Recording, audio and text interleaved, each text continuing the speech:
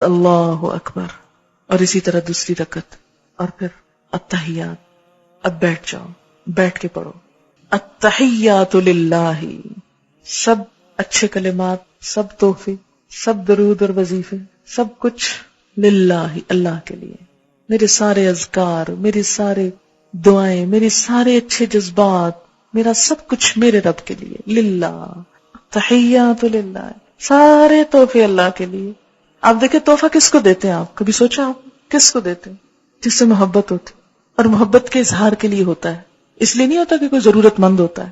اچھا جب اللہ کے لیے ہم کہتے ہیں سارے تحفے تیرے لیے، التحیات للہ. اچھا پھر تحفہ کس چیز کا ہوتا ہے؟ جو چیز انسان کو بہت اچھی لگتی ہے یہ دینی چاہیے. آپ یہ تو نہیں کرتے کہ جو ردی مال اٹھا کر یہ تحفہ میں دے دیتے ہیں کسی، وہ تو پھر دھوکہ ہے. اپنی اچھی سے اچھی چیز، خوبصورت سے خوبصورت. اسی لیے پیکنگ کتنی خوبصورت، بعض اوقات اندر کچھ نہیں ہوتا، پیکنگ بڑی اچھی کرتے ہیں. اس لیے تاکہ دیکھنے والا پیکنگ دیکھ کے خوش ہو جائے. اصل مقصود خوش کرنا ہوتا ہے نا کسی کو.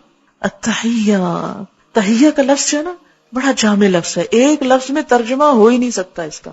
تحیہ تحفے کے لیے بھی آتا ہے، ہدیے کے لیے، دعا کے لیے بھی آتا ہے، اچھے جذبات کے لیے بھی. اللہ تعالیٰ میرا سارا مال بھی تیرا، میری ساری دعائیں بھی تجھ سے، میرے سارے جذبات بھی تیرے لیے، میرا سب کچھ تیرے لیے. التحیات للہ. کھڑے ہو کے کیا پڑھوایا؟ سورۃ الفاتحہ. بیٹھ کے کیا پڑھوایا؟ التحیات اور درود شریف. التحیات للہ والصلوات والطیبات. سب کچھ تیرا ہی تیرا، سب تیرے لیے، میرا تو کچھ بھی نہیں. اور بیٹھنے کا انداز آپ دیکھیں کتنا عاجزی کا ہوتا ہے. گھٹنے ٹیک کے بیٹھنا، گھٹنے ٹیک کے.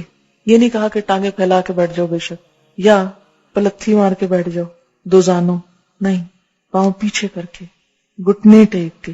عاجزی، گھٹنے ٹیک دینا محاورہ ہے نا، عاجزی کی علامت. بیٹھنے کا ادب سکھایا گیا، طریقہ، سلیقہ. اور پھر ہاتھ گھٹنوں پہ رکھ دو. یہاں سینے پہ نہیں رکھوائے گئے کہ سینے پہ رکھ کے گن. اب دیکھیں کتنی عجیب حالت ہوتی نا اگر ہم بیٹھے اس طرح ہوتے اور ہاتھ سینے پہ ہوتے. ہاتھ بھی وہیں رکھو.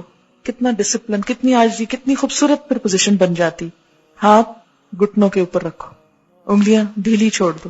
التحیات للہ، تحیہ والصلوات، سب دعائیں، سب عجز و نیاز، والطیبات، سب پاکیزہ چیزیں، سب پاکیزہ کلمات، سب پاکیزہ رزق، سب کچھ اللہ کے نام. کیوں؟ اس لیے کہ قد افلح المؤمنون الذین هم فی صلاتهم خاشعون. اور خشوع کا سب سے پہلا ذریعہ جسم کا ڈھیلا پڑ جانا. اور آپ دیکھیں گے کہ جب جسم ڈھیلا ہوگا اور ٹینشن نہیں ہوگی آپ کی، ایک تو ویسے ٹینشن ریلیز ہوگی، اور دوسرا یہ کہ روح سے الفاظ نکلیں گے پھر. کیونکہ جب ہم کھچے ہوتے ہیں نا تو کچھ انرجی ہماری ادھر بھی لگ رہی ہوتی کچاؤ میں، تو جب وہ ساری انرجیاں ادھر سے بچا کے ایک جگہ کانسنٹریٹ کر لیتے ہیں اللہ کے لیے. التحیات للہ، کتنی محبت کا والہانہ انداز. اللہ سارے تحفے تیرے ہی لیے، ساری اچھی باتیں تیرے ہی لیے، سارے اچھے جذبات تیرے لیے.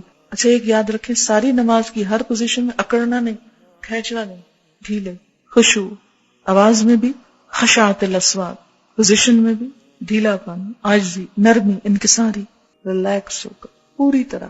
ایک ہی چیز دماغ میں ہوتی ہے اور دل میں. التحیات للہ والصلوات والطیبات. کتنی خوبصورت.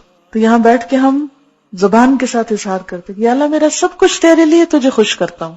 تحیات للہ، التحیات للہ. لیکن عملی زندگی میں کچھ بھی نہیں کرتے ہم، اس لیے کہ کبھی بیٹھ کے گھٹنے ٹیک کے ہاتھ رکھ کے سوچا ہی نہیں کیا کہہ رہے ہیں ہم. یاد رکھے تحفہ صرف کسی مالی چیز کا ہی نہیں ہوتا، مال ہی نہیں ہوتا کوئی تحفہ، اچھے جذبات کا اظہار بھی تحفہ ہی ہوتا ہے.